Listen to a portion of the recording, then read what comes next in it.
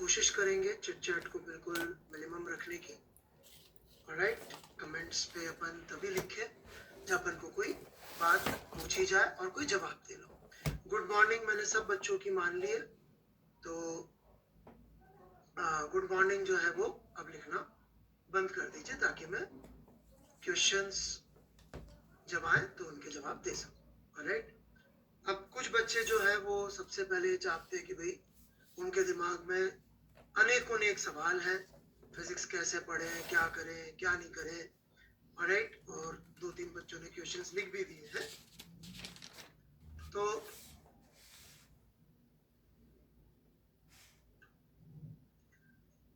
अभी मेरा कहना यह है कि अपन क्वेश्चंस को लास्ट के लिए रोक के रख लें और चैटिंग वगैरह पे जो है फोकस ना दें। ऑलराइट, हाँ, एक रेलेवेंट क्वेश्चन है, ये मुझे पूछा गया था बच्चों ने। ऑलराइट, कि भाई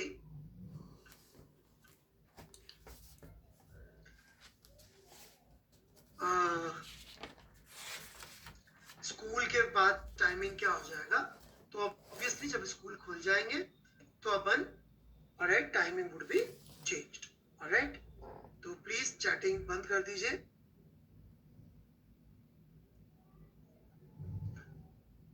So let's begin. All right, everybody ready to begin now? लिखने की जरूरत नहीं है, हाँ अंगूठा कर दीजिए। All right, that's good. All right, so yes, very good, so happy. So introduction to physics,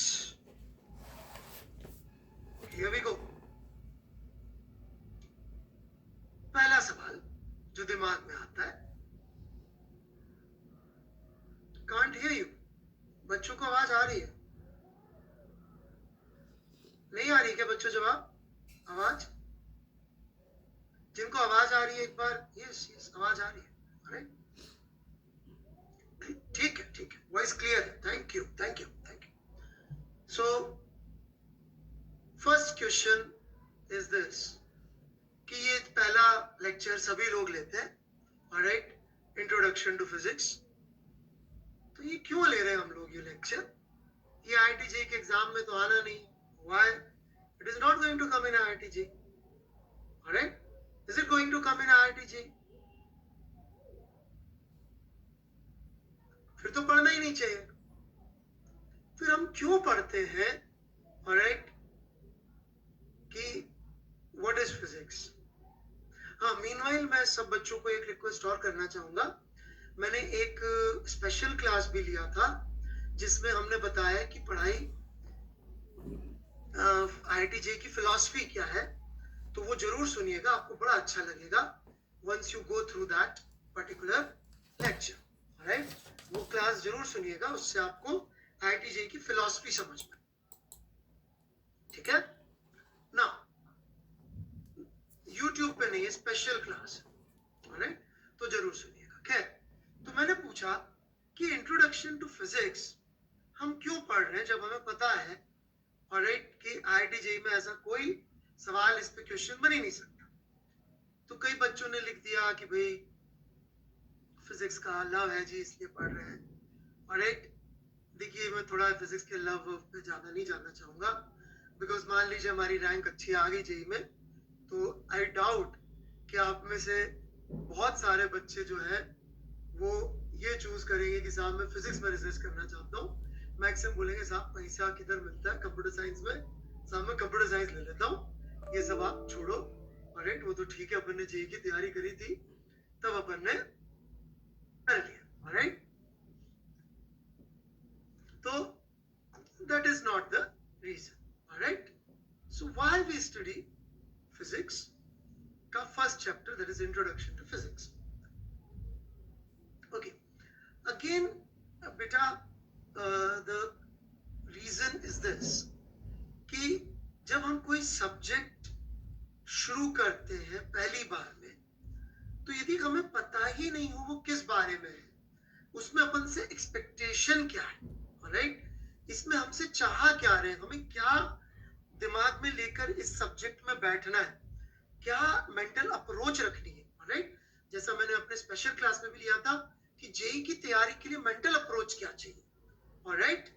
तो वैसे ही फिजिक्स पढ़ाई करने के लिए मेंटल अप्रोच क्या चाहिए, इसलिए आप बहुत छोटी किताब भी फिजिक्स की उठा लेंगे, नई नवेले टीचर्स के ऑथर्स की लिखी हुई, उसमें भी आपको ये मिल जाएगा कि भाई इंट्रोडक्शन फिजिक्स होता क्या है, और आप सबसे पुरानी किताबें भी फिजिक्स की उठा लेंगे, ऑलराइट, तो उसके अंदर भी आपको ये चैप्टर जरूर मिलेगा कि भाई ये सब्जेक्ट है क्या, ऑलराइट। सो चलिए आगे बढ़ते हैं। What is physics? एक लाइट मोड में आंसर दिया सकता है सर, 3 सब्जेक्ट है, उनमें से साहब एक सब्जेक्ट है जो आईटीजे क्लियर करने के लिए चाहिए, 1/3 इसकी वेटेज है साहब, इससे ज्यादा जो है मेरे को जानने की जरूरत नहीं है। हाँ, अगेन आप ये कह सकते हैं, ऑलराइट, अगेन आप ये कह सकते हैं कि साहब मेरे को इससे ज्यादा क्या जरूरत पड़ रही, मैं तो जेई के अंदर एक सब्जेक्ट क्लियर करने के लिए चाहिए। Even if that is your reason, please understand what I'm saying. आपका रीजन यदि यही है कि साहब जेई क्लियर करने के लिए पढ़ना चाहिए सब्जेक्ट, तो भी बच्चों मेरा ये कहना है कि यदि अपन ने फिजिक्स क्या है ये नहीं समझा, राइट, तो हमारी फिजिक्स की पढ़ाई बहुत गलत तरीके से हो रही होगी और हमारे जो एफर्ट्स होंगे वो गलत डायरेक्शन में जा रहे हैं, राइट। तो कुछ बच्चों ने जवाब लिखना शुरू किया है व्हाट इज फिजिक्स का ऊपर, right, killer visualisation, simple maths, no physics is my first love, to build up interest, physics is physical life. लोग अलग अलग अपने मन की बातें लिखते जा रहे हैं, ऑलराइट। थोड़ा सा मेरा अप्रोच ये रहता है कि मैं हर वर्ड जो आपको पढ़ाऊं बच्चों, वो वर्ड मैं आपको समझाऊं, ऑलराइट। मेरे आइडल है फिजिक्स में प्रोफेसर रिचर्ड फेनमैन, तो वो बार बार उनका एक बात बार बार आती है प्रोफेसर रिचर्ड फेनमैन की, ऑलराइट, कि एक होता है वर्ड जानना और एक होता है उनका अर्थ जानना, राइट। तो हम शब्द जानने की बजाय अर्थ जानने पे फोकस करेंगे। तो फिजिक्स शब्द नहीं जानना है हमें, हमें उसका अर्थ जानना है, राइट। तो क्वेश्चंस के लिए अपन वेट करेंगे बच्चों, मैं थोड़ी देर में फिर से आपको क्वेश्चंस के लिए चांस दूंगा, तब आप बोल लिखिएगा। चैटिंग पे जितना कंट्रोल करेंगे, आज तो ठीक है अपनी पहली क्लास है, बट धीरे धीरे अपन लोग चैटिंग को कम और आपके जनरल डाउट्स भी लेंगे, है ना, कि सर ये किताब से पढ़े, उस किताब से पढ़े, ऐसे पढ़े, वैसे पढ़े, ये सारी बातें कवर करना मुझे बहुत अच्छा लगेगा। I want to be your friend, philosopher and guide in our this beautiful journey of the most beautiful subject in world, right. मैं खुद आपके साथ ये सब्जेक्ट बार बार डिस्कवर करना चाहता हूँ। 20 साल 21 साल से मैं बच्चों के साथ ये सब्जेक्ट को हर साल डिस्कवर करता हूँ और 11वीं के बच्चों के साथ रीडिस्कवरी में बड़ा मजा आता है, राइट। तो व्हाट इज फिजिक्स, राइट। कुछ बच्चों को अभी भी वॉइस में इश्यू है बेटा,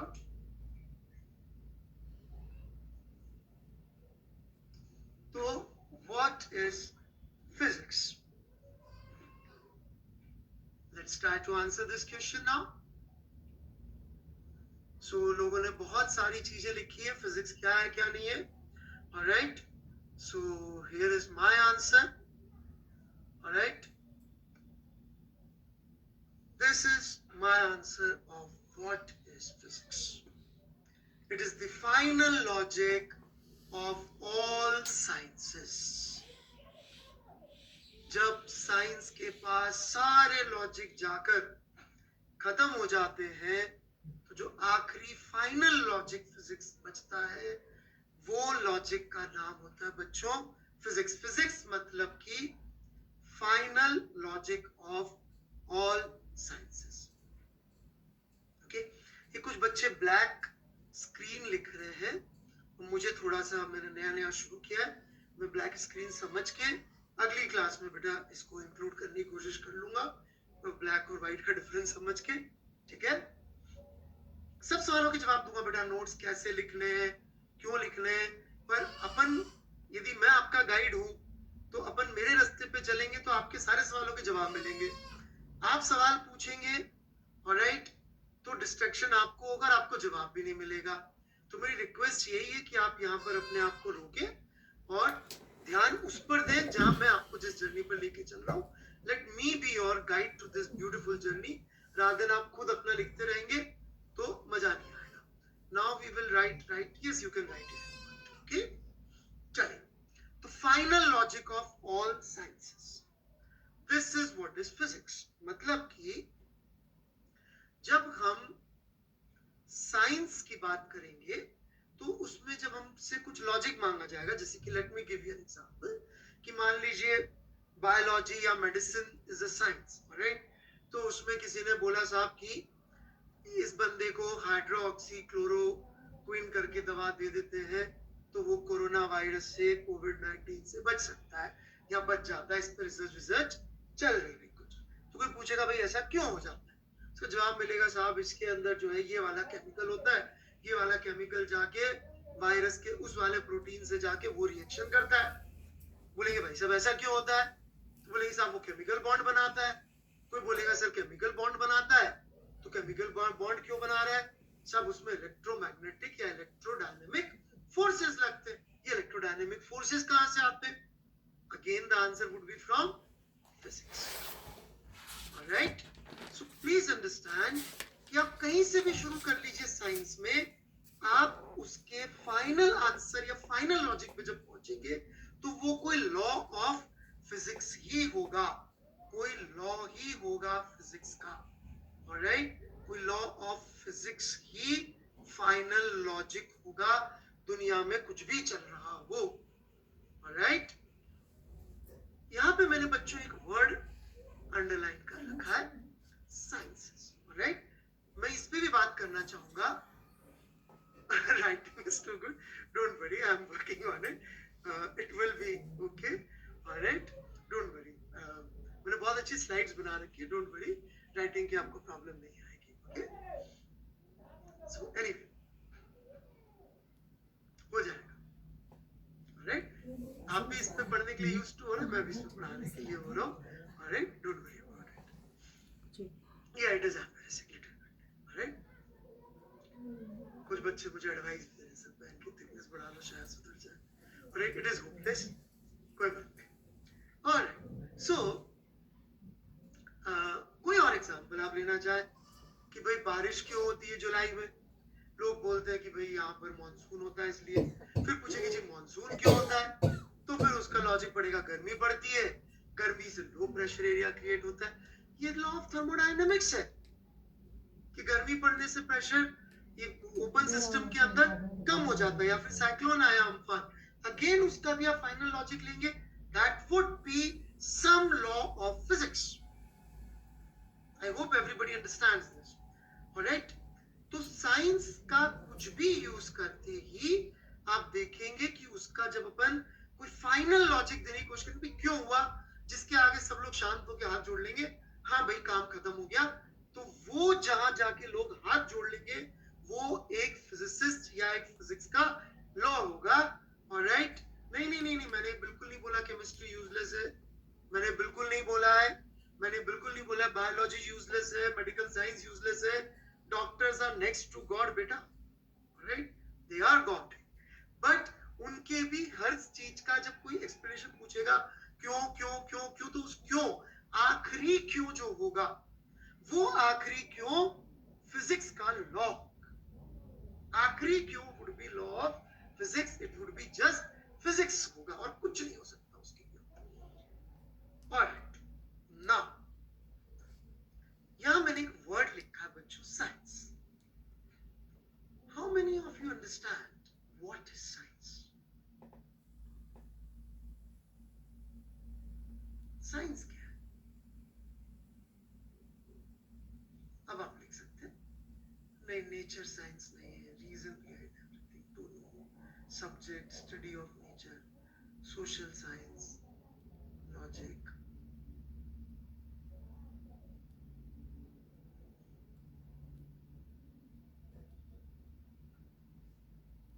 कुछ लोग लिख रहे हैं जो सिंप्लीफाई करते हैं, बेटा that is technology, technology simplifies life,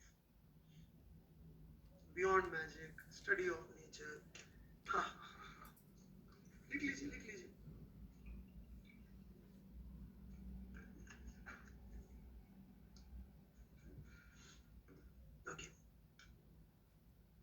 कुछ लोगों ने विज्ञान ही लिख डाला, translation, logic, which explain. Alright, चलिए मैं आपको साइंस से पहले की दुनिया में ले चलूं। ऑलराइट, साइंस तो बड़ी रीसेंट चीज है। ऑलराइट, साइंस तो बड़ी रीसेंट चीज है। साइंस की पहले भी दुनिया थी, और ऐसा नहीं बिल्कुल बेकार थी। ऑलराइट, पिरामिड्स बनाए लोगों ने 5,500-6,000 साल पहले, बड़े शानदार इम्पॉसिबल जैसे स्ट्रक्चर के मंदिर बनाए गए।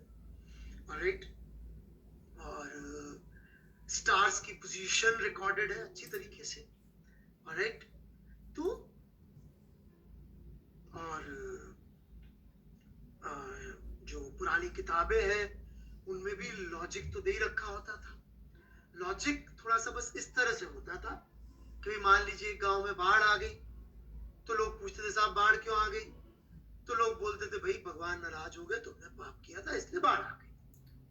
लोगों ने कहा यार बात तो सही है, पाप तो किया था, बाढ़ भी आई। इसका मतलब लॉजिक तो दिख रहा है। लॉजिक क्या दिख रहा है कि पाप, right, let me try, and बाढ़।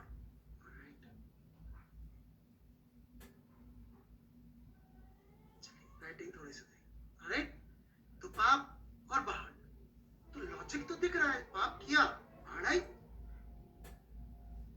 तो दिस ऑल्सो लुक्स गुड यार, मतलब कि दैट इज साइंस।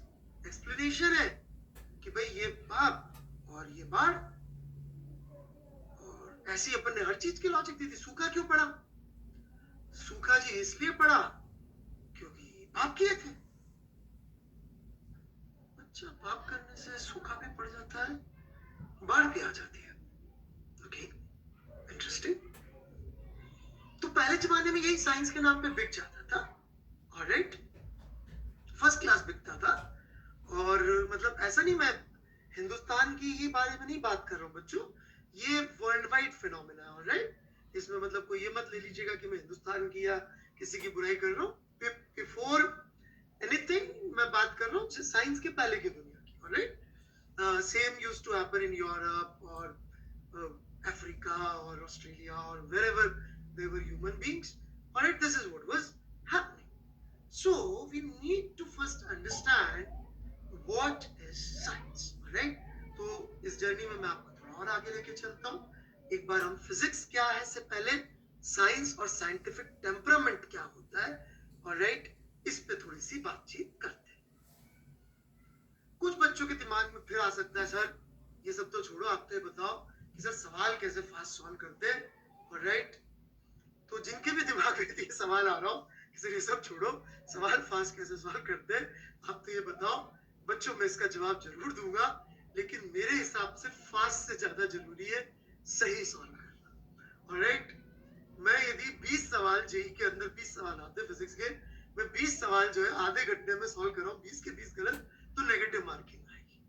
ऑलराइट, तो मेरे लिए फास्ट से ज्यादा इंपॉर्टेंट है कि अपन सही करके आए। ऑलराइट, और सही करने के लिए जो हमें जरूरत है वो सीखने का हम लोग प्रयास कर रहे हैं। ऑलराइट, उसके लिए हमारे को एक थॉट प्रोसेस चाहिए कि फिजिक्स और साइंटिफिक टेम्परामेंट होता क्या। जब तक ये नहीं समझेंगे अपन, तब तक अपन से गड़बड़ ही गड़बड़ हो जाएगी। ऑलराइट, तो ये अभी हम लोग नहीं बता रहे हैं, sorry. Right, my answer is sorry. This we are going to do in coming 2 years, slowly slowly। Fast भी हो जाएंगे हम, पहले एक्यूरेट होंगे फिर फास्ट होंगे। Alright, so what is science?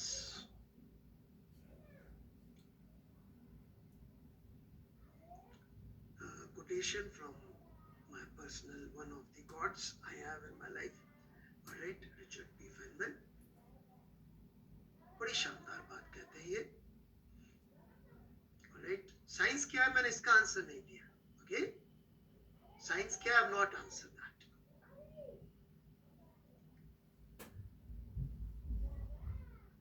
ये बात जो कह रहे हैं उससे मैं कोशिश करूंगा साइंस तक पहुंचने की।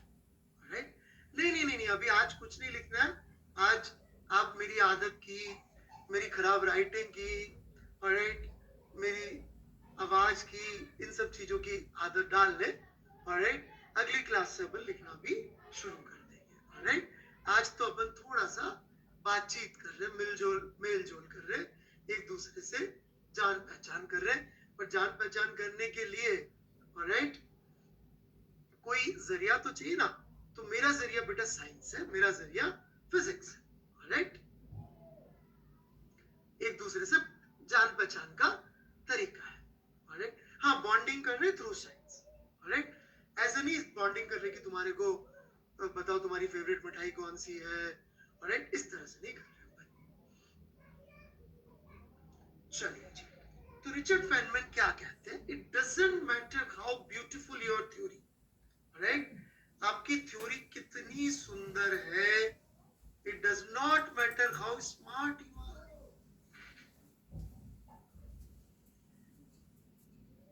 if it does not agree with experiment, सब बकवास है, बिल्कुल बकवास है, आपकी थ्योरी कितनी ही सुंदर क्यों ना हो, ऑलराइट। सर ये रिचर्ड कौन है और रिचर्ड फेनमैन कौन है, इसके बारे में जरूर 2 मिनट किसी ने पूछा तो मैं जरूर बोलूंगा, ऑलराइट।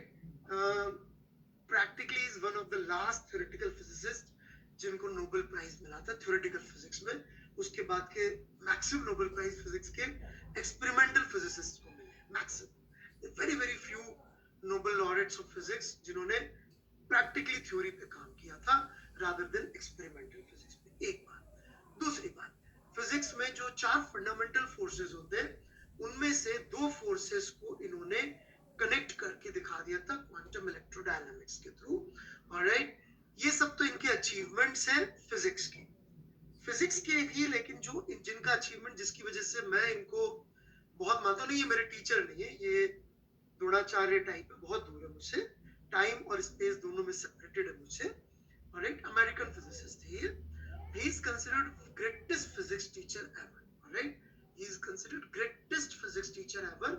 इनके फेनमैन लेक्चर्स ऑन फिजिक्स भी बुक भी आती है और videos I don't know available है कि नहीं है, ऑलराइट। तो इनकी बुक आती है फेनमैन लेक्चर ऑन फिजिक्स, आप लोगों को पढ़ने की जरूरत नहीं, बहुत कॉम्प्लेक्स है, लेकिन उसमें फिजिक्स बड़ी प्यार से इन्होंने समझाई है और इतनी खूबसूरत फिजिक्स इन्होंने समझाई है कि मतलब मेरे गुरु है एसेंशियली, ऑलराइट।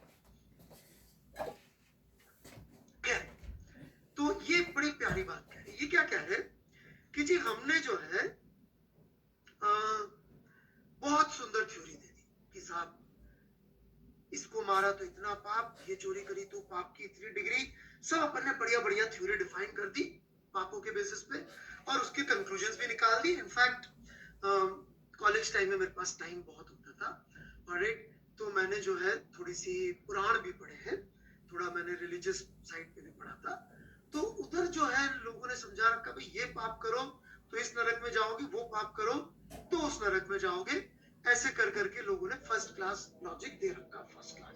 और सिर्फ अपनी रिलीजन में नहीं है, बाकी रिलीजन्स में भी, मतलब मैंने पुराण पढ़े थे बट मैंने बाकी जो रिलीजन्स दूसरे भी कंपैरेटिव स्टडी किया तो उसमें दे रखा था भाई साहब इस पाप के लिए वो नरक, ये पाप करोगे तो इतने डिग्री सेल्सियस के तेल में जलाओगे और वो पाप करोगे तो इतनी डिग्री की आग में जलाएंगे, वो पाप करोगे तो 2 वाले उससे आपको खोदेंगे और वो पाप करोगे तो 4 वाले से ऑलराइट। तो ऐसे बड़ी ब्यूटीफुल फिलॉसफी लोगों ने दुनिया में दे रखी है, ऑलराइट। नाउ अज्यूमिंग लोगों ने इतनी ब्यूटीफुल थ्योरी दे रखी है और देने वाले बड़े स्मार्ट लोग थे, ऑलराइट, ये देने वाले लोग ऐसे कोई बेवकूफ लोग नहीं थे, they were geniuses like anything। In fact यही फिलॉसफी देने वाले लोग शायद वो लोग थे जिन्होंने जीरो का डिस्कवरी किया, ऑलराइट, जिन्होंने जीरो का डिस्कवरी किया है वही लोगों ने शायद ये दिया है, तो they were really smart people। लेकिन according to Richard Feynman if it does not agree with experiment it is wrong. इसका मतलब क्या है यार, ये क्या कह रहे हैं कि does not agree with experiment, what does they mean when they say कि it must agree with the experiment? Let's try to concentrate and understand this But yes, Surya Grahan is a very good example, Mridul Barpal. Yes, that's a very good example. In fact, सूर्य ग्रहण के बारे में पहले logic यही चलता था पाप. In fact सूर्य ग्रहण की यदि मैं आपको कहानी सुनाऊं तो 2 मिनट की बात है, सुन लीजिए. आज तो वैसे बातचीत करने के लिए बैठे हम लोग. ऑलराइट, तो पहले जमाने में जो रिलीजियस बुक्स है, मतलब रिलीजियस बुक्स तो आज भी है, सारी रिलीजियस बुक्स में दुनिया खत्म होने का डिस्क्रिप्शन जो है ना बच्चों कॉमन है. एग्जैक्ट सी एक ही बात लिखी है, दुनिया कब खत्म होगी. और पहली लाइन जो दुनिया खत्म होने की लिखी है वो क्या लिखी है? दिन में रात हो जाएगी. दिन में रात हो जाएगी. बाइबल ओल्ड टेस्टामेंट एग्जैक्ट ये लिखा है. और नहीं, कोविड-19 नहीं लिखा, दुनिया खत्म हो जाएगी. और पुराणों में ये लिखा है. और सब जगह लिखा दिन में रात हो जाएगी. अब लोगों ने इसके बेसिस पे कमाई कैसे करी, आप तो ये समझिए. ऑलराइट, लोगों ने कमाई कैसे करी? कैलकुलेशन सीख ली. मैंने पहले ही कहा था कि दे वर स्मार्ट पीपल. दे वर स्मार्ट पीपल. उन्होंने कैलकुलेशन कर ली कि यार ये सूर्य ग्रहण कब होगा. ओके, अब जब मान लो उनको पता है कि सूर्य ग्रहण होने वाला है, उन्होंने 6 महीने पहले से जो है लफड़ा फैलाना शुरू कर दिया. ऑलराइट, उन्होंने बोला भाई साहब पाप बहुत बढ़ गया, दुनिया खत्म हो सकती है. पाप बहुत बढ़ गया, दुनिया खत्म हो सकती है. People were scared. उन्होंने बोला यार कुछ नहीं कहा, ऐसे ही बोल रहा है, कुछ नहीं. और ठीक है, देखिए सूर्य ग्रहण होने को आ गया. बोला मैं बता रहा हूं 2 दिन के अंदर दुनिया खत्म हो जाएगी. लोगों ने कहा यार ऐसे बोल रहा. जैसे ही सूर्य ग्रहण हुआ, यदि आपने कभी सोलर एक्लिप्स एक्सपीरियंस किया है, it's a really fearful phenomena. एक का एक रात हो जाती है, पक्षी घर वापस लौटने लग जाते हैं. भाई I have seen it way back. लोग भाई साहब पंडित जी महाराज बचा लो, दिन में रात हो गई, पाप किया था हमने, माफ कर दो. कोई बात नहीं, बचा लूंगा, मैं बचा लूंगा. कैसे? पुण्य करो. पुण्य क्या? ज्ञानी लोगों को दान दक्षिणा दो. ज्ञानी कौन? ज्ञानी कौन? मैं नहीं तो बताया था. मस्त लाइफ चल रही थी लोगों की. Right, theory was beautiful, people were smart, and it was even agreeing with the experiment. Then how science, यहाँ मैंने एक और चीज लिखी है. Alright, science versus faith. Alright, how faith lost and science won. ये है हमारी जर्नी. ऑलराइट, कैसे faith, religion और जो भी इस तरह की चीजें हैं, they lost it out, they lost completely, and it is the science which has triumphed, and it is triumphing again and again. Day by day it is increasing. How this has happened, all right, and how we are able to follow and believe scientists, all right. In fact आप देखें तो जब ये corona virus कोविड-19 वगैरह हुआ तो funding मंदिरों में नहीं बढ़ी. मंदिरों की तो फंडिंग खत्म होगी बेचारों की. मैं पढ़ रहा था साइंस की फंडिंग बढ़ी है पूरी तरह से. साइंटिस्ट लोगों को, डॉक्टर्स को बराबर फंडिंग मिली. भाई साहब आप किसी तरह से हमारे लिए वायरस का ये ढूंढ लो, वो ढूंढ लो, इलाज ढूंढ लो, क्या बोलते हैं, वैक्सीनेशन ढूंढ लो.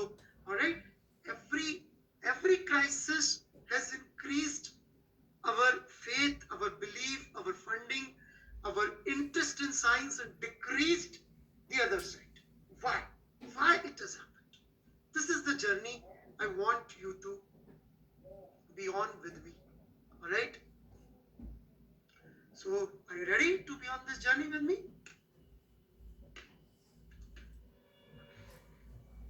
Whoever are ready, please give me a thumbs up.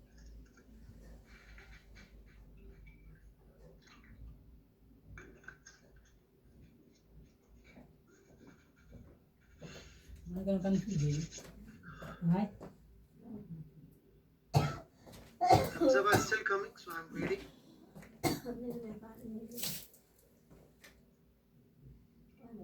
Okay, they are just continuing. All right, so I'll continue then. मुझे लगा रुक जाएंगे 1000 के बाद, but they are just continuing. All right, here we go. So what is science? All right. देखिए, this is a matrix here, right in front of you. All right. Now I would like everyone to please focus, because we are getting into, all right, the crux of the things, beta. So थोड़ा आप focus करें.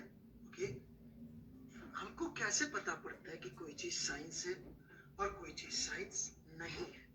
Okay, थोड़ा ध्यान दीजिएगा, क्योंकि मैं science से physics तक जाऊंगा, केमिस्ट्री भी थोड़ी बहुत कवर कर लूंगा, आइडिया, ऑलराइट, बायोलॉजी भी थोड़ी बहुत कवर करूंगा, मेडिकल साइंस भी कवर करूंगा, बहुत सारी चीजें कवर करूंगा. तो ये मैट्रिक्स आप सब लोगों को दिख रही होंगी. ऑलराइट, इसमें हमने इस टेबल में क्या लिखा है? रिजल्ट्स, लॉजिक, प्रोसेस, अप्लाई किया, नहीं अप्लाई किया, सक्सेस मिला, फेलियर मिला. ऑलराइट, तो let's try to understand. Alright, तो नहीं, मैं बाहर नहीं पढ़ूंगा. Don't worry, I am not going to teach bio. I am not good in it. Alright, I am not good in it, है ना? और बाहर नहीं पढ़ाने वाला. Don't worry. Okay, people have got good sense of humor here. Alright. So anyway, so देखिए, किसी ने एक ब्यूटीफुल थ्योरी बनाई. समझिएगा, आप फोकस करिएगा. राइट, रिचर्ड फेनमैन ने बोला कि भाई थ्योरी बनानी पड़ेगी. अपन ने बहुत शानदार एक थ्योरी बना ली, चाहे पाप पुण्य की बनाई, चाहे हाइड्रोक्सीक्लोरोक्विन की बनाई, कि भाई इससे जो है कोरोना वायरस का खतरा कम हो जाता है. किसी ने बनाई कि साहब जाके जो है फला फला मंदिर में ढोक लो तो कोरोना वायरस का खतरा कम हो जाता है. किसी ने बनाई कि भाई साहब आप ऐसा करो, आप हफ्ते में जो है हाइड्रोक्सीक्लोरोक्विन HCQ ले लो तो कोरोना वायरस का खतरा कम हो जाता है. दो अलग अलग थ्योरी लोगों ने बनाई. राइट, ठीक है, अपने अपने रिलीजन के हिसाब से.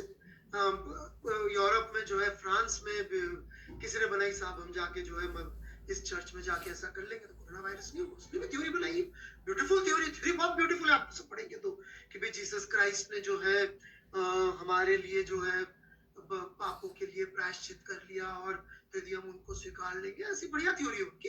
अपने हिंदू रिलीजन की भी जो है थ्योरी बढ़िया है, और हर रिलीजन की theory is beautiful. Alright, theory is max beautiful. मैंने पढ़ी हुई. ऑलराइट, थ्योरी सब.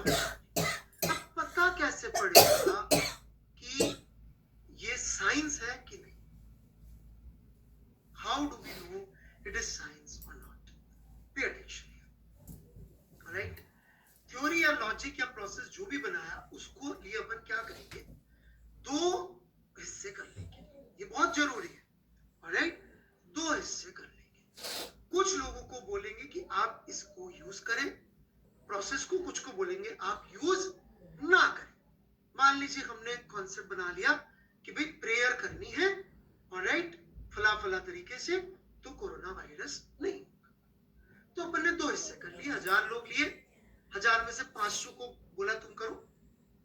ऑलराइट, 500 को उस प्रोसेस को फॉलो करने को बोला, 500 को बोला प्रोसेस को फॉलो मत करो, तुम प्रेयर मत करो, तुम बाकी सब कुछ सेम करो, बाकी सब कुछ सेम करो. ध्यान से समझिएगा मेरी बात. Alright, please focus. 1000 में से 500 को बोला कि तुम ये एक एक्स्ट्रा काम करो, बाकी 1000 लोग एग्जैक्ट सेम तरह की चीजें करें. बस ये 500 लोग जो है एक चीज एक्स्ट्रा कर रहे हैं, which can be maybe doing prayer or maybe taking hydroxychloroquine. Alright, इसमें अपन ने सक्सेस रेट देखा. ऑलराइट, जिन्होंने कोई प्रोसेस फॉलो किया 50% आया जी, और फेलियर रेट देखा, वही ऑब्वियसली उसी का डिफरेंस आएगा 50%. और जिन्होंने फॉलो नहीं किया उनको देखा, उसमें भी 50-50 आ गया. What do you say? Is this result logic or process? Science or not science?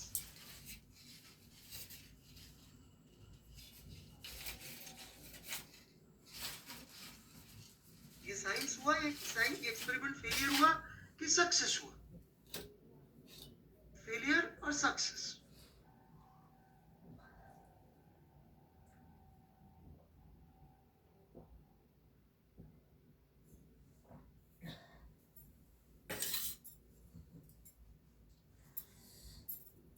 Failed. Because the reason is, please logic समझिएगा, alright? जिन्होंने अप्लाई नहीं किया उनका भी वही है, जिन्होंने अप्लाई किया उनका भी वही है, alright? In fact, इसकी बजाय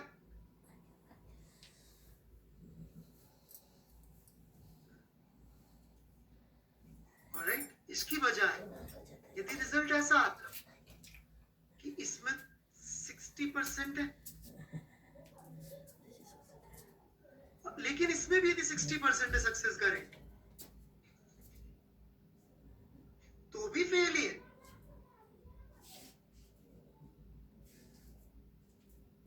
Is it science?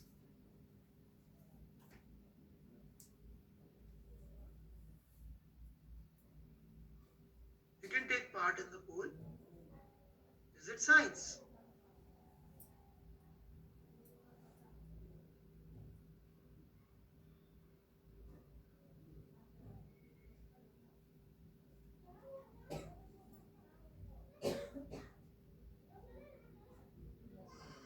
पोल में पार्ट ले सकते हैं आप लोग. ये जो एक्सपेरिमेंट है, ये रिजल्ट है, ये जो थ्योरी है जिसको अपन ने यूज किया, ये साइंस है कि नहीं है? This is what you have to vote. Is it successful और नॉट सक्सेसफुल? ये थ्योरी सही है गलत है, साइंस का पार्ट है कि नहीं है?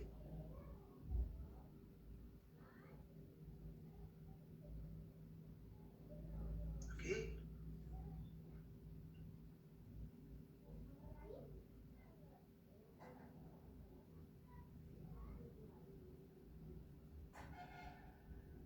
ऑलराइट. अनफॉर्चुनेटली 40% बच्चों का आंसर गलत है. उन्होंने कहा कि ये जो है मतलब साइंस है. मुझे ऐसा लगा पोल समझने में, या तो मैंने क्वेश्चन गलत फ्रेम किया. बच्चों ये साइंस नहीं है. क्यों? क्योंकि अपन ने वो प्रोसेस अप्लाई नहीं किया तो भी सक्सेस परसेंटेज वही है, राइट? तो भी सक्सेस परसेंटेज वही है. So it is still not science, it's a failed experiment, right? It's a failed experiment. Let's try another one. Alright, अपन ने कोई वही 500 के टुकड़े कर लिए. बेटा ऐसे ही चलती है साइंस. 500 को कर दिए टुकड़े. ऑलराइट, ये इनफैक्ट मैंने आज ही पढ़ा है.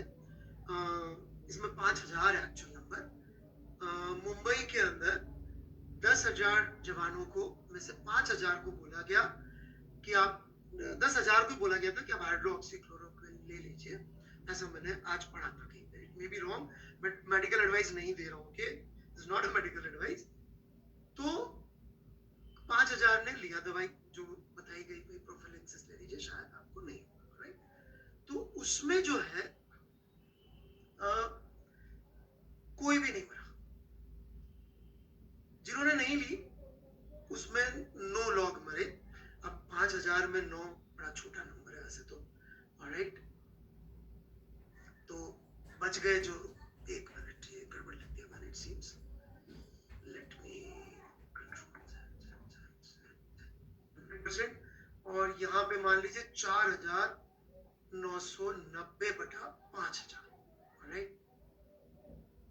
यहाँ पे इतने लोग बचे, वहां पे इतने लोग नहीं बचे. बच गए, 100% बचे. Is this science?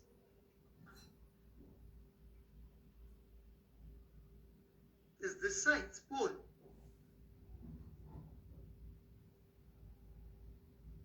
अभी भी कुछ लोग नो कह रहे हैं.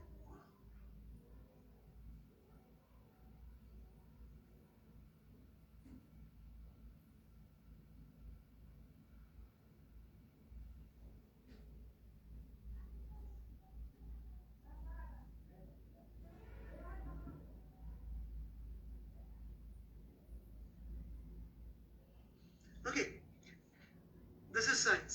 It is life and death. पहली चीज तो, alright, it is life and death. And if you are applying, जो एक इंक्रीमेंट मिल रहा है क्योंकि उनकी बाकी सारी condition everything else is same, सिर्फ हमने एक चीज ऐड करी और यहाँ पर उससे फायदा हो रहा है। ऑलराइट, तो we can say it has some prophylactic properties, क्योंकि कोई मरा नहीं। Alright, so this is science actually. Alright, ये साइंस है। Alright, this is an example of science. तो साइंस में क्या होता है जरा आप समझने का प्रयास करते हैं कि अपन ने जो थ्योरी लगाई उसको जब अप्लाई किया तो जो सक्सेस की रेट है वो सिग्निफिकेंटली ज्यादा आ जाए। क्या आ जाए? This rate of success, this number here, alright, this number here must be significantly higher than this number here. If this number here of success is significantly higher than this number here, तो हम कहेंगे कि भैया ये work कर रहा है। अब how do we know religion में it doesn't work like this? क्योंकि उसमें भी आप देखेंगे तो भाई जिस आदमी ने जाके भगवान को बहुत मन्नतें मांगी कि भाई साहब मैं बहुत गरीब हूं, मेरे को अमीर कर दो, उनमें से जितने परसेंट अमीर हुए, ऑलराइट, उतने जिन्होंने मन्नतें नहीं मांगी उसमें भी उतने ही परसेंट अमीर हो गए। ऑलराइट, जो बीमार थे उन्होंने जाके मन्नतें मांगी कि भाई मेरे को सुधार दो, मेरी तबीयत बचा लो मुझे, तो उसमें भी उतने ही परसेंट सही हुए जिन्होंने मन्नत नहीं मांगी, given all other things are same. तो फिर हमको समझ में आता है कि जो रिलीजन बेस्ड लॉजिक होते, फेथ बेस्ड लॉजिक, उसमें चूंकि हमें सिग्निफिकेंट इंक्रीमेंट नहीं दिख रहा है अप्लाई करने पर, तो इसका मतलब वो साइंस नहीं है। Right, it is not science if this number here is not significantly higher than this, तब जाके हम बोलेंगे कि ये साइंस में एग्जिस्ट कर रहा है।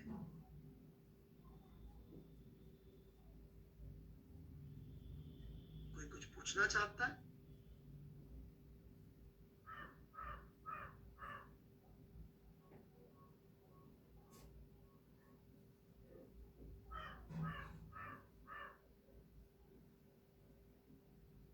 जो पढ़ाया उसके बारे में?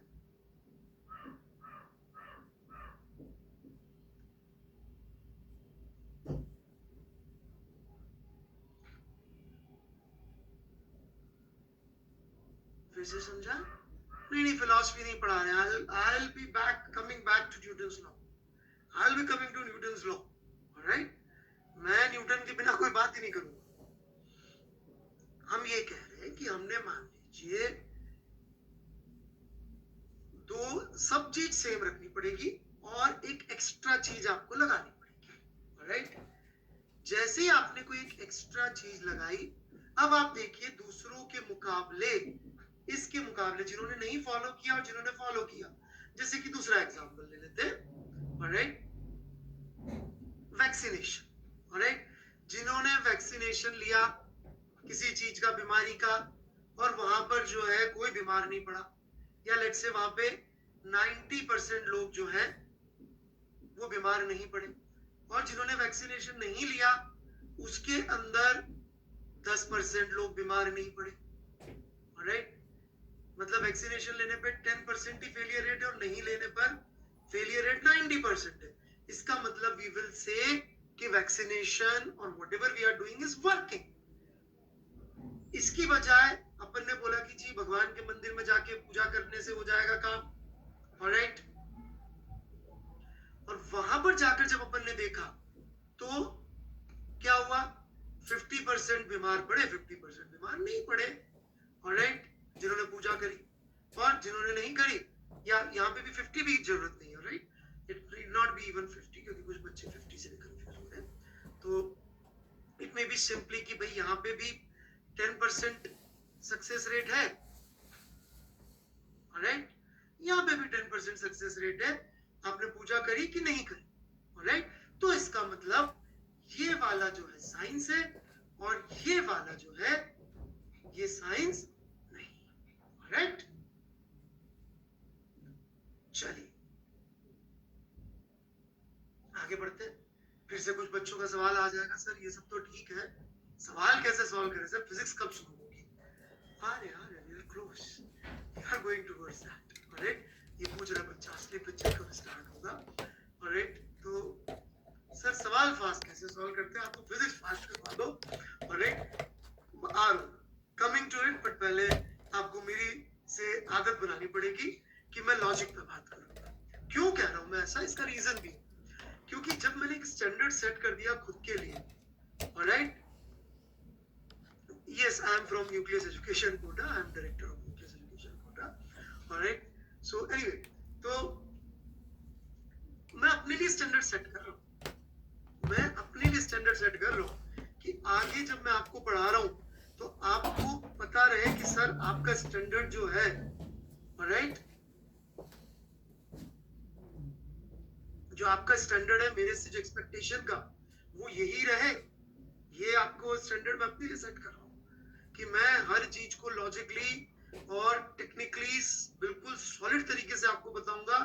इसके लिए मैं आपको लॉजिक का स्टैंडर्ड और साइंस का स्टैंडर्ड सेट करके दे रहा हूं, भाई मैं इस पे चलूंगा। यहां पर किसी ने ध्यान दिया हो तो एकाएक थोड़ी सी मैथ्स भी एंटर हो गई थी। ध्यान दिया किसी ने कि मैथ्स कैसे एंटर हो गई थी इस डिस्कशन में? कैसे एंटर हो गई थी मैथ्स? यस यस, क्योंकि हमें ये बांटना पड़ रहा था कि भैया जो जिन्होंने फॉलो किया उसमें कितने लोग सक्सेस हो रहे, कितने लोग फेल हो रहे। So we needed numbers, right? We needed numbers. Alright? So mathematics का रोल जैसे ही हम लोग साइंस करने जाएंगे इंट्रोड्यूस हो जाएगा। रिलीजन में कभी मैथमेटिक्स इंट्रोड्यूस नहीं होती बेटा, कभी भी कोई ये नहीं बोलेगा कि जी इतने परसेंट इस जगह पे आने वालों का मन्नत पूरी होगी। भाई मान्यता है, मान्यता है। अब क्यों नहीं हुई? क्योंकि आपके दिल में विश्वास नहीं था। बड़ा बड़ा सर्कुलर लॉजिक है उनका कि भाई आपने मान्यता करी, आपने कुछ मन्नत मांगी, पूरी हुई। क्यों? क्योंकि आपके दिल में विश्वास था। जिनका भी पूरा नहीं हुआ, क्यों नहीं हुआ? क्यों नहीं हुआ पूरा? विश्वास ही नहीं था जी। दिल में विश्वास होता तो पूरा होता था। They don't go for maths.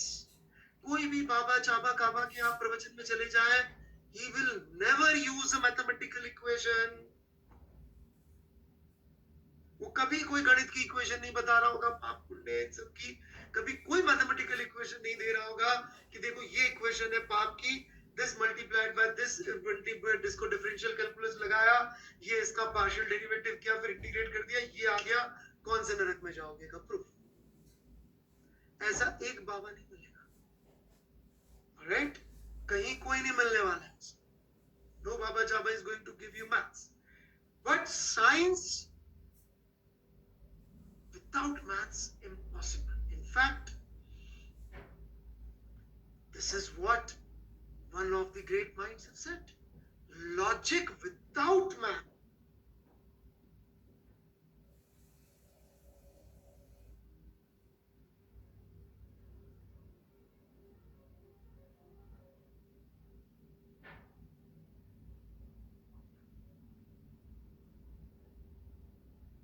Lag आ रहा है।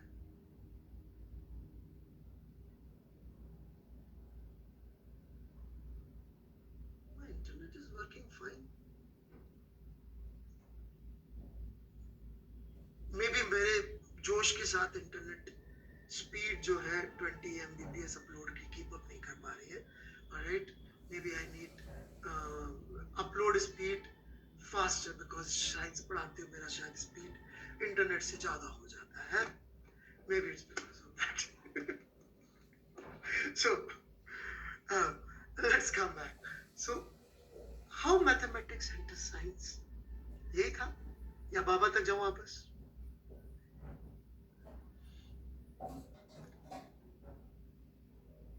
बाबा ओके। सो देखिए, यदि हम लोग एक लॉजिक इंग्लिश में लिख कर देते, ऑलराइट, तो वो वेरीफाइबल नहीं है। उसको वेरीफाइबल करने के लिए, उसको अप्लाई करने के लिए हमें मैथमेटिक्स का सहारा चाहिए ही चाहिए होगा, राइट? बिल्कुल चाहिए होगा। फिलॉसफी तो बस फिलॉसफी है, राइट? जैसे कि जो मैं पढ़ा रहा हूँ अभी, क्योंकि उसमें मैथ्स इन्वॉल्व नहीं है, तो इसलिए मैंने फिलॉसफी ही लिखा है, राइट? जब मैं फिजिक्स पढ़ाने लगूँ तो लिखूंगा भी फिजिक्स है, अभी मैं फिलॉसफी बता रहा हूँ फिजिक्स की, साइंस की, right?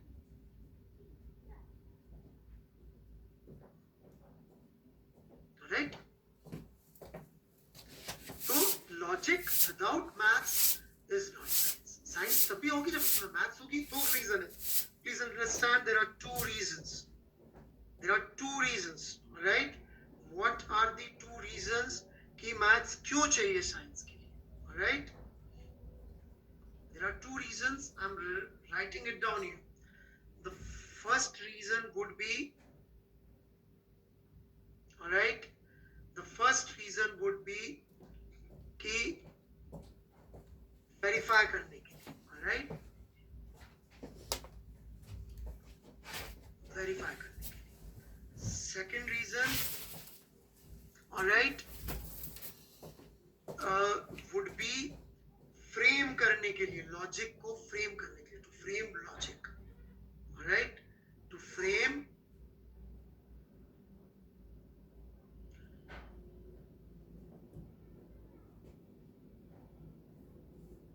logic, all right, to frame logic। अरे स्वाति जी, राइटिंग ठीक हो जाएगी, चिंता मत करिए, इसीलिए, all right, okay, so to verify and to frame logic, all right। इन दोनों चीजों के लिए हमको क्या चाहिए?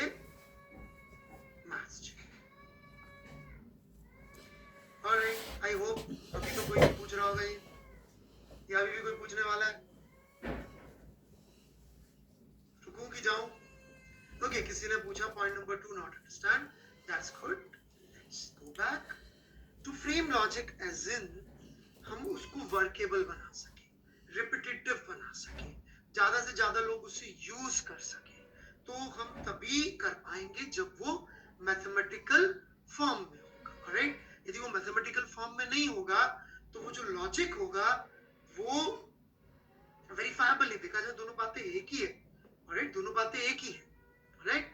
लेकिन वेरीफाई का मतलब उस तरह से कि जब रिजल्ट आए तो उस रिजल्ट को वेरीफाई करने के लिए मैथ्स चाहिए, और उस रिजल्ट तक पहुंचने के लिए भी मैथ्स चाहिए कि इतना ये डालो, इतना ये करो, इतना ये करो, तो फिर जाके आपको फाइनल आउटपुट मिल जाएगा,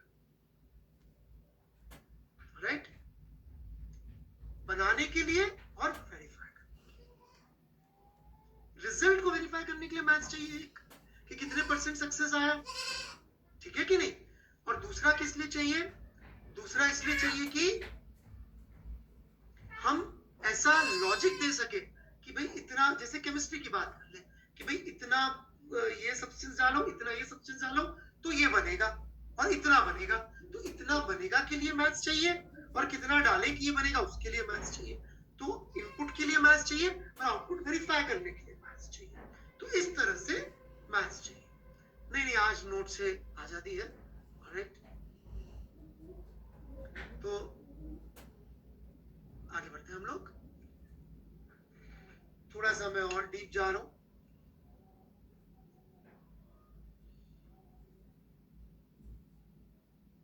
Pure science versus science. What are these two things? Anybody? हमने लिखा हुआ है, पढ़ लीजिए, आराम से पहले पढ़ लीजिए।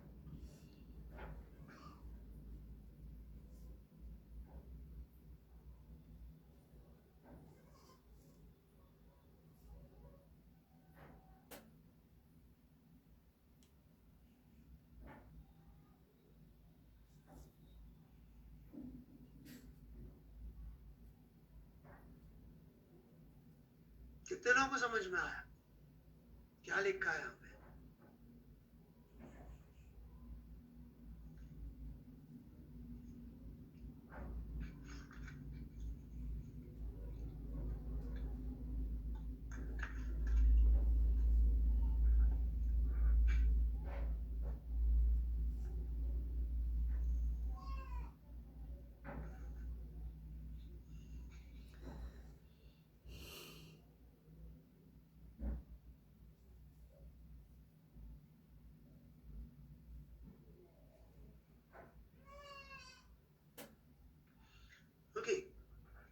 90% couldn't. Let's try it. देखिए, तो 100% match of theory and experiment. Even one exception in experiments out of millions will demand change in theory. एक एक्सेप्शन भी यदि एक्सपेरिमेंट से आ जाता है तो पूरी थ्योरी चेंज करने के लिए तैयार रहना पड़ेगा, पूरी थ्योरी। न्यूटन की मैकेनिक्स का failure rate was 0 till one experiment conducted by Michelson-Morley.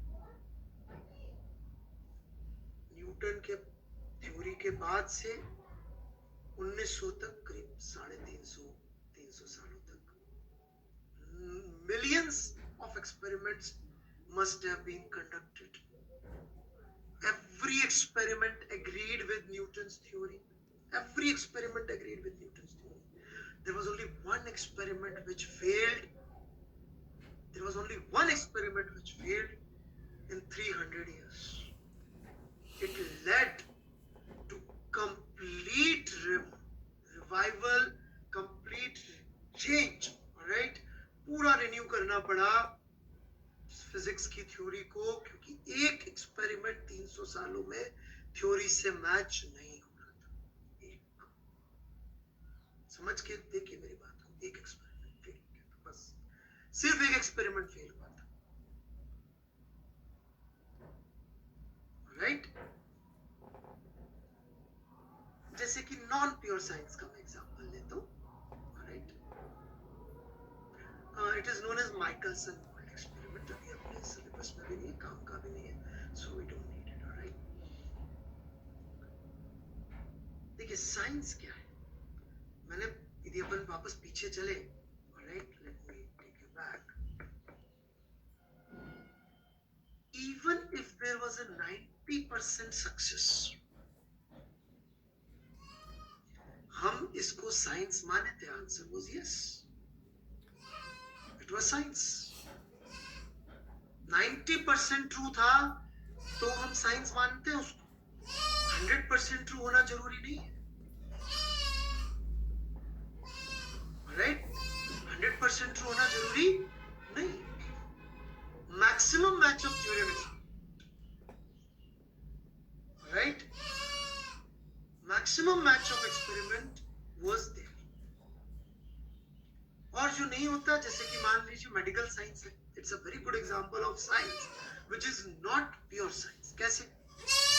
Because what happens in medical science, कोई भी 100% श्योरिटी नहीं थी कि ये दवा लोगे तो बच ही जाओगे। क्यों? कुछ तो लोग सही दवा लेने के बावजूद, सारा इलाज सही करने के बावजूद, हेल्थ अच्छी होने के बावजूद भी नहीं सक्सेस हो पाता। राइट, मेरे दोस्त डॉक्टर्स बताते हैं एक्सेप्शनल केसेस आते हैं जहां पे हम मान के चल रहे थे इसको तो कुछ नहीं होने वाला, and the patient was in a bad situation. तो medical science is not a pure science, because 100% नहीं होता। जैसे मेरी कई बार डॉक्टर से मेरी कभी बातचीत हो जाती, उनसे मैं पूछ लेता, सर ये करेंगे तो हो जाएगा क्या? तो बोलते देखो ये आपकी वाली साइंस नहीं, वो जानते, मैं फिजिक्स का टीचर हूँ तो मुझे जवाब देते जो मेरे जान पहचान के डॉक्टर से, देखो ये आपकी वाली साइंस नहीं है, मेडिकल साइंस। तो जब वो कहते हैं आपकी वाली साइंस नहीं है, मेडिकल साइंस, इसका मतलब कि जो मैं इलाज कर रहा हूँ उससे 70%, 80%, 90% चांसेस है कि आप सही हो जाओगे, बट 100% नहीं। बट लॉज ऑफ फिजिक्स, क्या उसमें एक्सेप्शन हो सकते हैं? क्या केमिस्ट्री के लॉज में एक्सेप्शन हो सकते हैं? क्या H2O में कभी कभी नाइट्रोजन भी मिल जाएगी? क्या नहीं, H2O में नाइट्रोजन नहीं मिलेगी, वो 100% टाइम ट्रू। पानी में नाइट्रोजन नहीं होगी, पानी को यदि आप तोड़ेंगे तो हाइड्रोजन और oxygen. Right, so that is the difference between pure science and science. Right, हम लोग जो पढ़ते हैं फिजिक्स, केमिस्ट्री, राइट, और मैथमेटिक्स लैंग्वेज है, और फिजिक्स एंड केमिस्ट्री जो है वो प्योर साइंस में आती है। जिनको लगता है केमिस्ट्री में एक्सेप्शंस है, आप हमारे टीचर्स से नहीं पढ़े, आप न्यूक्लियस के टीचर्स से पढ़िए जो केमिस्ट्री के हमारे तीनों सर है, वो बिना एक्सेप्शन के एक्सेप्शनल केमिस्ट्री पढ़ाते हैं। वो केमिस्ट्री विद एक्सेप्शंस नहीं पढ़ाते, वो एक्सेप्शनल केमिस्ट्री पढ़ाते हैं, क्योंकि उसमें कहीं कोई एक्सेप्शंस नहीं आते, ये मैं गारंटी से कह रहा हूँ। ऑलराइट, तो आगे बढ़े हम लोग।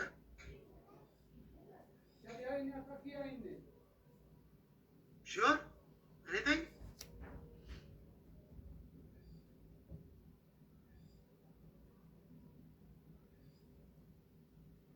Okay,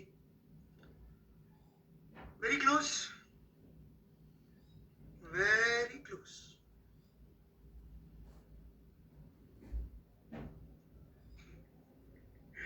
Very close to this. Okay. All right then. तो कुछ और पूछना है तो पूछ सकते हैं।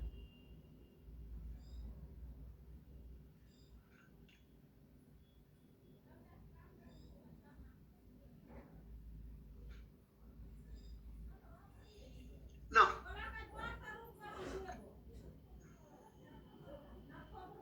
okay, ये शायद थीम चेंज करने की कह रहे हैं। Black screen theme apply theme, कुछ नहीं। So laws of physics, science, क्या बातें कर रहे हैं हम लोग। ऑलराइट, तो हमने बात किया था, आपको याद होगा कि physics is logic of all sciences. Mathematics में हम लोग उस लॉजिक को लिखने की कोशिश करते हैं। तो जब हम सबसे ज्यादा फंडामेंटल लॉजिक लिखते हैं, दैट इज फिजिक्स, जब उनको हम लोग लिख देते हैं तो they are known as laws of physics. What are laws of physics? Laws of physics are essentially the most fundamental logic जो दुनिया में अवेलेबल है किसी भी चीज के लिए, those are known as laws of physics. Before I get into what are laws of physics, एक जो सबसे कॉमन मिस्टेक मैंने बच्चों में देखी है, लोगों में देखी है, वो क्या कि वो सोचते हैं कि they are just mathematical equations.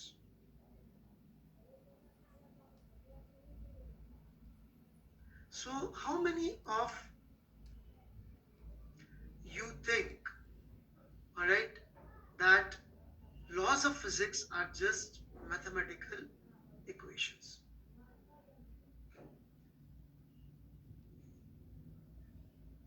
What is extra in a law of physics which is written in a mathematical form? जैसे कि आप न्यूटन्स लॉ ऑफ ग्रेविटेशन ले लीजिए,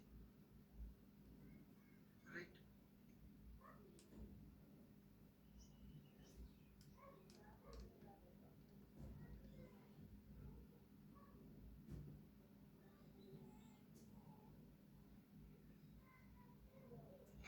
Alright, what is different?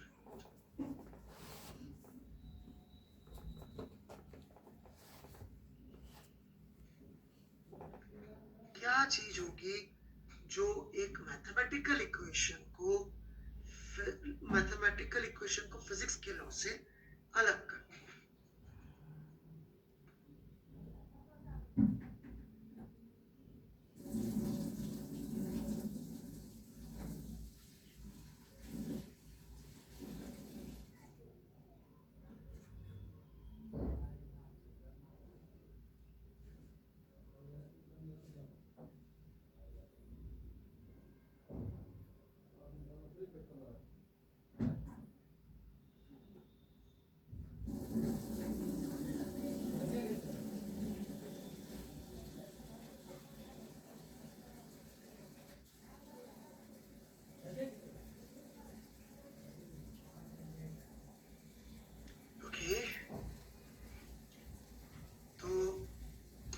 Journey एक बार देख लेते हैं। अपन ने साइंस देख लिया क्या है, ऑलराइट, प्योर साइंस देख लिया, ऑलराइट, मैथ्स कैसे आती है देख लिया, मैथ्स के दो काम देख लिए। क्या काम?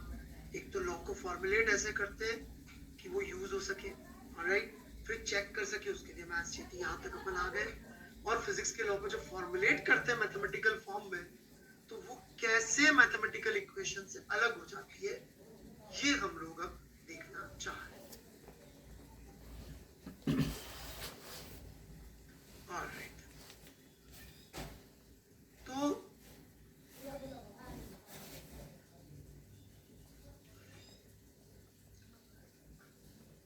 क्या रोल रहता है मैथमेटिक्स का, ऑलराइट, ये अगेन मेरे पर्सनल गुरुजी, ऑलराइट, फेनमैन का कोट है,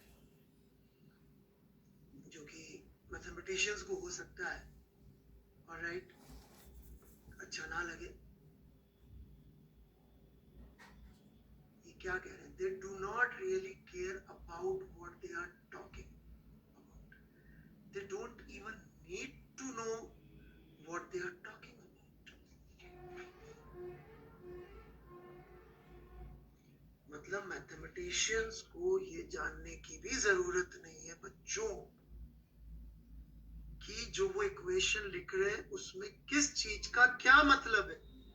उन्होंने लिख दिया कोई सिंपल मैथ्स की इक्वेशन लिख दी, y is equal to 3x square. उनकी बला से जब तक ये y पॉजिटिव है उनको ढीला फर्क नहीं पड़ रहा, y कौन x कौन।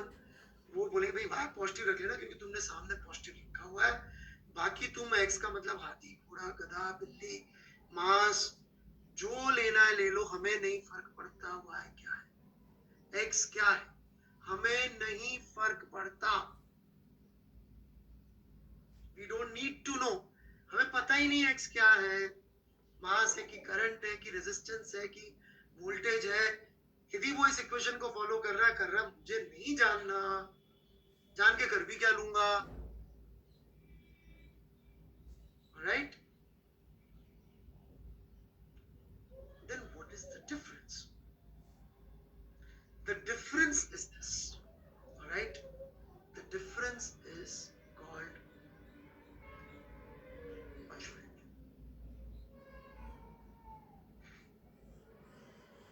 फिजिक्स के जो लॉज होते हैं, all right, जो उसको मैथ्स से अलग करते हैं उसको कॉजलिटी बोलते हैं, all right?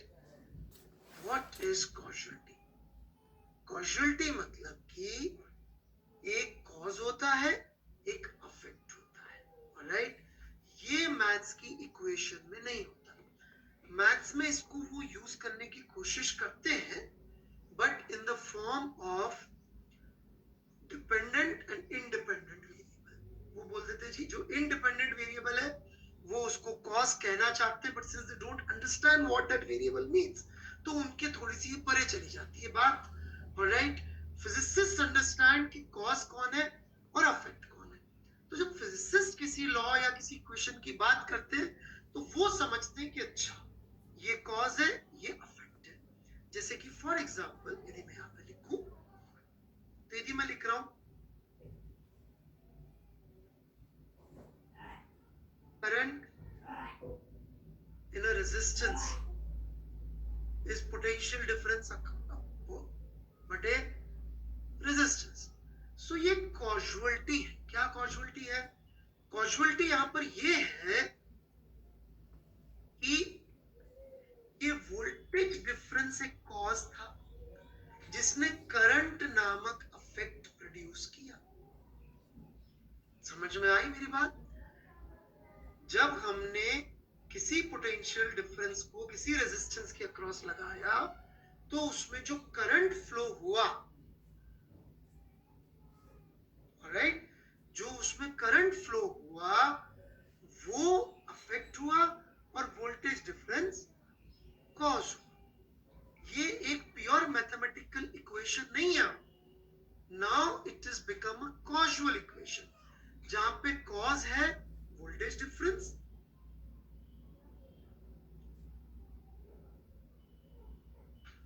राइट, और ये है आपका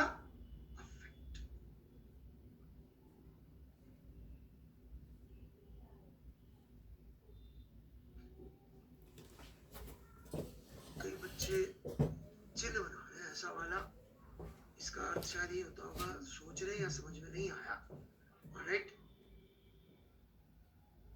और बढ़ गए, so confused, okay okay, what is your doubt, what is your doubt, आप थोड़ा लिखे ना डाउट को, तो मैं आंसर देने की कोशिश करूंगा, please write down your doubt.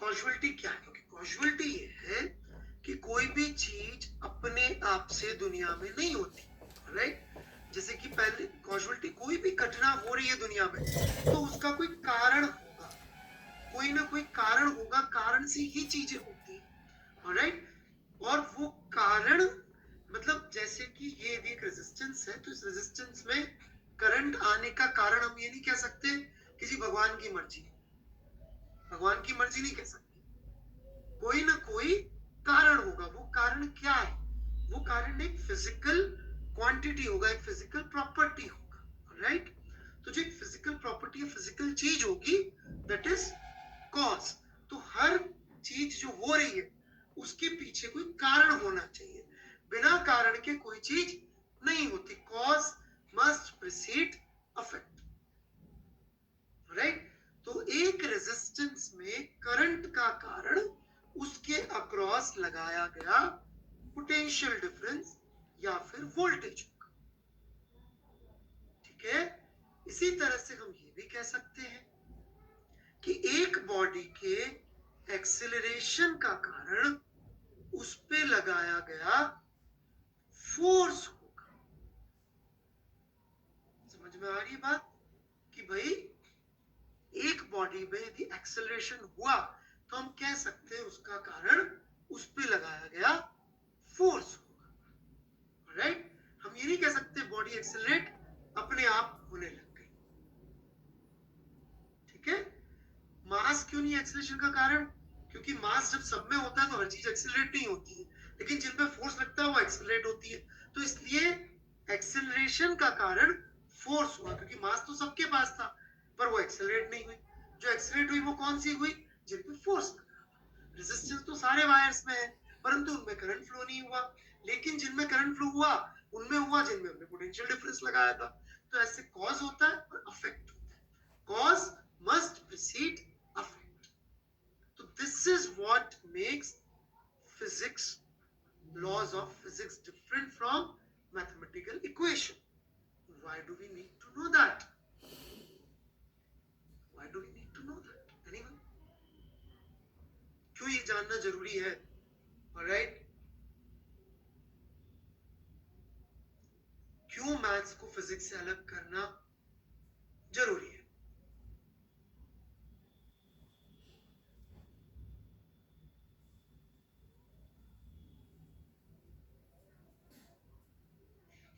Anyone? क्यों हम लोग इसको मैथमेटिकल इक्वेशन की तरह ट्रीट नहीं कर सकते? It's a purely mathematical equation. Why can't we treat it just like a equation of maths? Causality मैंने बता दी. Now can you answer? तो क्वेश्चन में भी ये वाला चिन्ह बना दे रहे हो यार, सोचने वाला, क्वेश्चन में तो आंसर लिखो, ये चिन्ह बनाने क्या मतलब,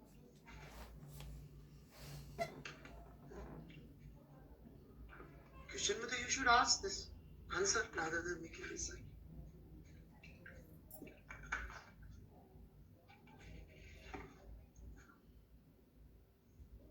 Why do we write it like this?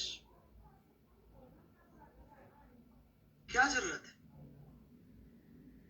क्यों जरूरी है जानना? No answer anyone? I'm waiting for answers.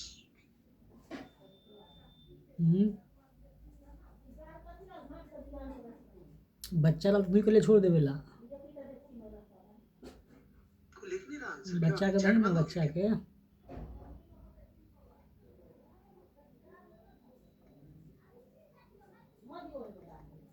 नहीं पीले पे गरम करके दे दे,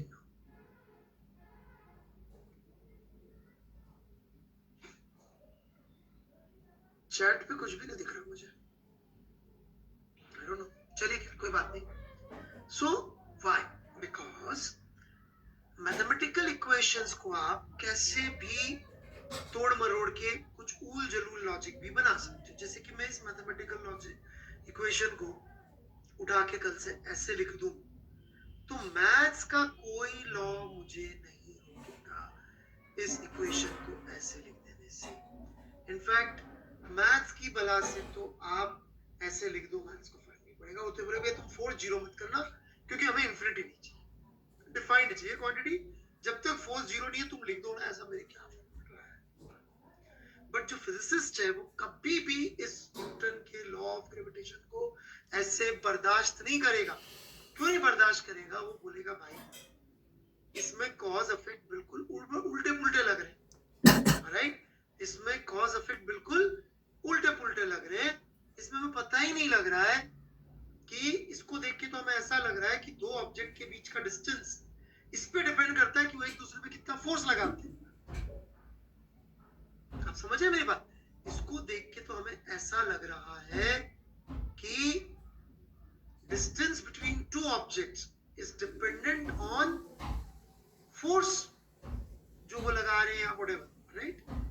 तो विच इज नॉट करेक्ट। इसलिए कॉजुअलिटी पता होना बहुत ज्यादा जरूरी है, राइट? हमें कॉज इफेक्ट जानना इसलिए बहुत ज्यादा जरूरी है, बिकॉज अदरवाइज हमको पता ही नहीं पड़ेगा कि क्या चल रहा है, ऑलराइट? हम लोग को कभी भी रिलेशनशिप ही नहीं मिलेगी। हम लोग कुछ भी उल्टे सीधे कंक्लूजन ड्रॉ कर लेंगे, ये पता नहीं होगा कॉज कौन है और अफेक्ट कौन है, alright? So done with this, आगे बढ़ते हैं। ये चैटिंग काम नहीं कर रही है, आप लोगों का काम कर रहा है क्या? Are you able to write? Can anybody write anything? I am not able to see your comments.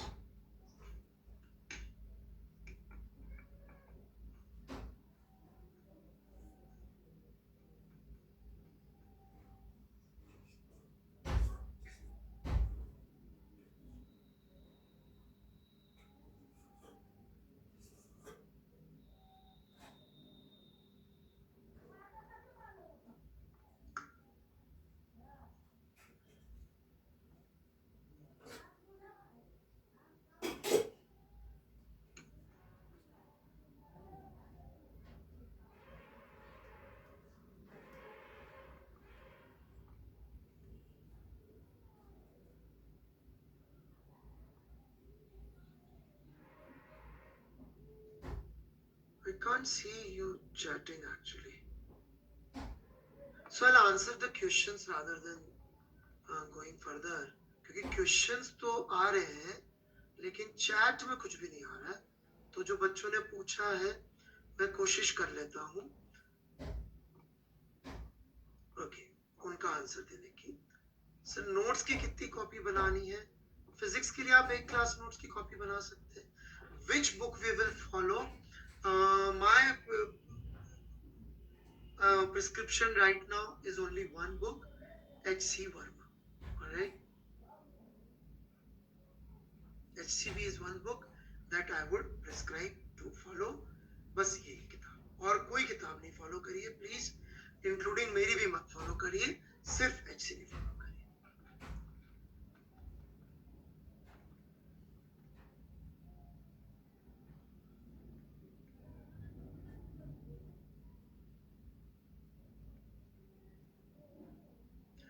BPP वगैरह सब ये चीजें आपको धीरे धीरे अगली क्लासेस में जैसे जैसे हम पढ़ाएंगे वैसे वैसे मिलेगी।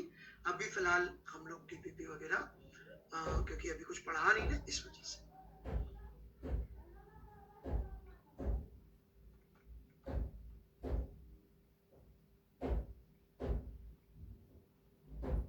प्योर साइंस में मैथ्स होता ही है, science without maths is not possible. Kushan Chaudhary ने पूछा था थोड़ी देर पहले प्योर साइंस में, लेकिन एक भी एक्सेप्शन आ गया तो आपको पूरी थ्योरी चेंज करनी पड़ती है। मेडिकल साइंस में ऐसा नहीं होता कि यदि वैक्सीन से 10% लोग नहीं बचे तो आपको वैक्सीन नहीं लेने देंगे, बोले लो वैक्सीन, क्योंकि 90% तो बच नहीं था। लेकिन यहाँ एक भी एक्सेप्शन आ गया तो पूरी थ्योरी चेंज हो सकती है।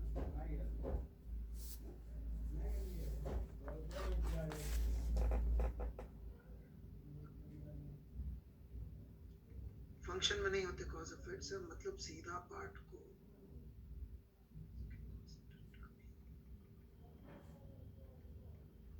आई am not able to see your chat, that's why I am answering. अच्छा, रिफ्रेश करने से हो सकता है।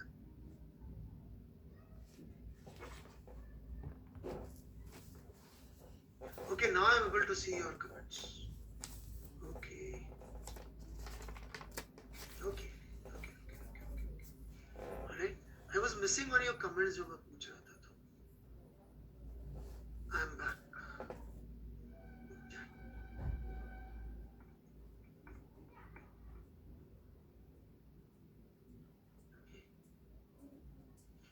चलिए.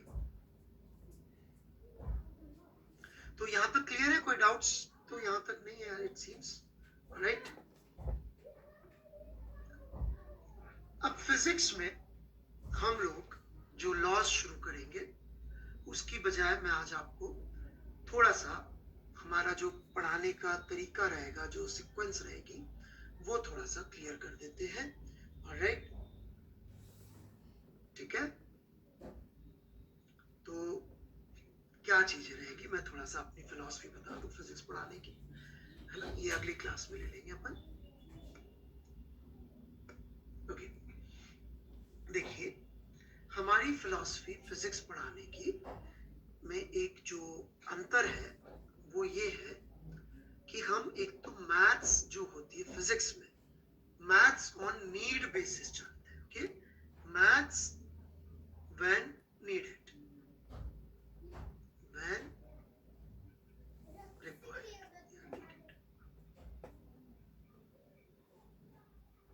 ओके, इस वजह से आप क्या देखेंगे, ऑलराइट, कि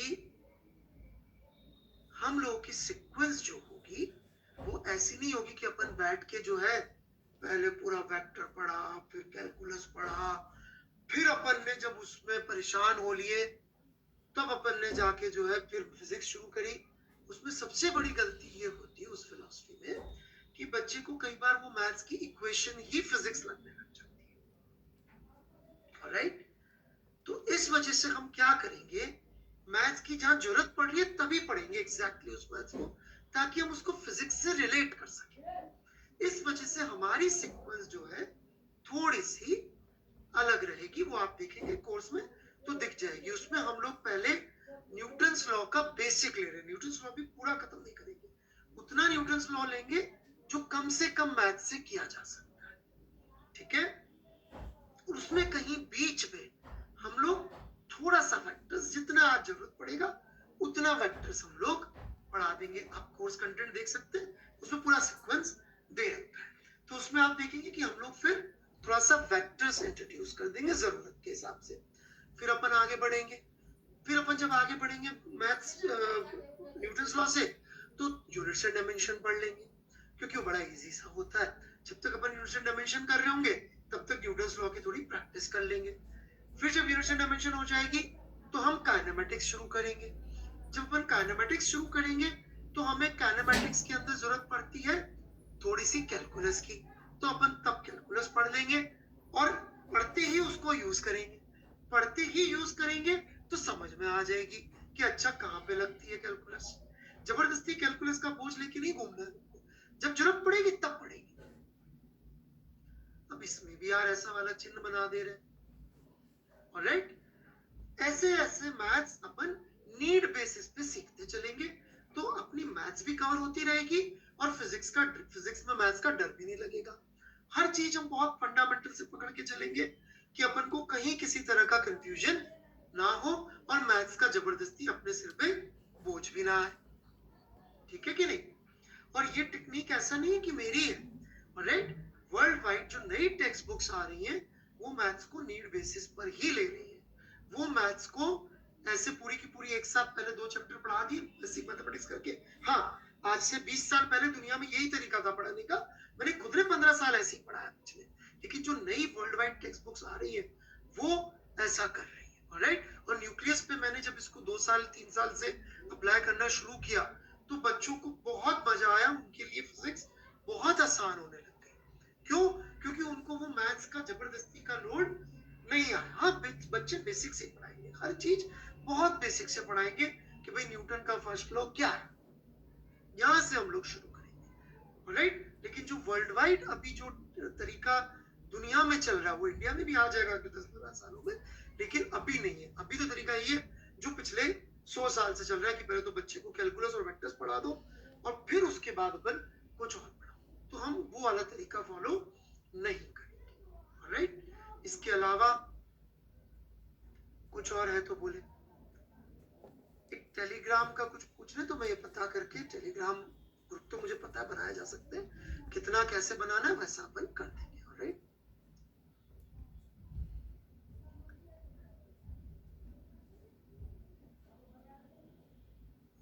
कुछ बोल रहे 2022 तक। ही हम 2022 तक इस प्लेटफॉर्म पे आपको 11th और 12th दोनों कवर करेंगे।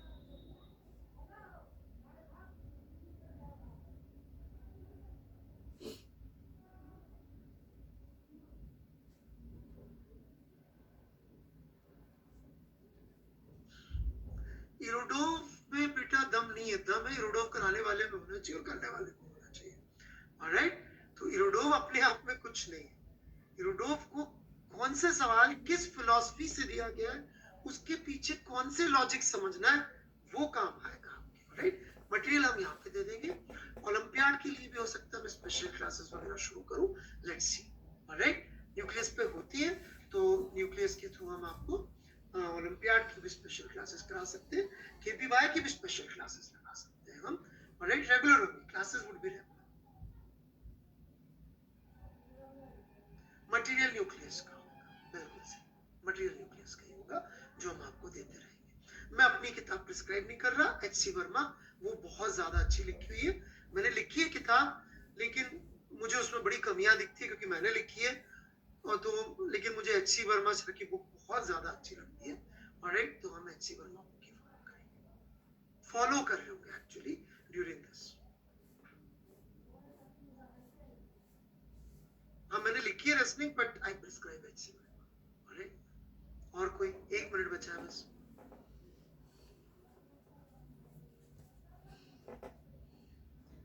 कोर्स कब खत्म होगा, डेट्स वगैरह सब दे रखी है बेटा।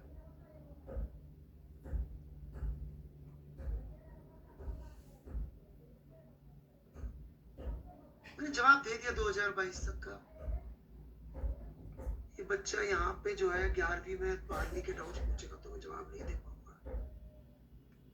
लॉकडाउन के बाद क्लास का टाइमिंग शाम का कर देंगे, स्कूल की प्रॉब्लम नहीं आएगी। 2 साल में कितनी रैंक आ सकती है, फर्स्ट आ सकती है,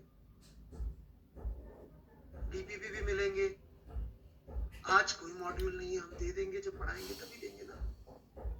सर सवाल कैसे पास करते हैं ये कब पढ़ाओगे, ये मेरे ख्याल से राइट जून नहीं सॉरी, जब भी जेई होगा आपका 2022 तक, तब तक रोज यही पढ़ाएंगे कि सवाल एक्यूरेट कैसे सॉल्व करते हैं। राइट, नहीं मैं और कोई किताब प्रिस्क्राइब नहीं करता, खासकर Indian text books I do not prescribe except HCB, no Indian text book except HCB. Right, so time is over, thank you very much, बहुत मजा आया।